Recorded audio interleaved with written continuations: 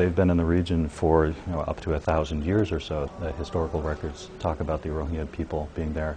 This is a Muslim minority population from Arakan State, which is in western Burma. As far as the ethnic minorities go, they are one of the most persecuted ethnic minorities. For the most part, they don't have citizenship. I believe this stems back to the 1980s citizenship laws, which basically relegated the Rohingya to non-citizens. They're not officially part of, I believe, the 135 accepted ethnic minorities as a part of Burma. They are facing intense ethnic and religious persecution as Muslims in Burma, unwelcome in another Islamic state, Bangladesh. The fundamental problem is Burma.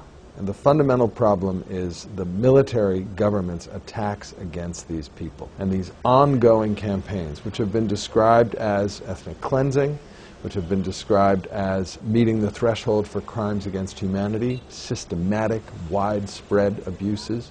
And I think that as long as those crimes against humanity against ethnic minorities continue, there's no question that all the countries in this region are going to continue to have to deal with these refugee populations. Now, there are about 200,000 to 300,000 unregistered Rohingya refugees from Arakan State in Burma throughout this southeastern part of Bangladesh. The reason why these refugees are in Bangladesh is because the draconian policies of the military junta in Burma against all ethnic minorities, which has caused an exodus of millions of people being displaced, not only in Burma, but outside in all bordering countries. There's reports that the Rohingya refugees are pushed back by the Thai Navy back to the sea, and they drift away to Indonesia. We try to catch the story and the source, how they get out of the country and why. Thai Navy, when they caught in Thai waters, they arrest them and then they push back into the sea. They tow their boat by the Navy ship and then tow away to the sea.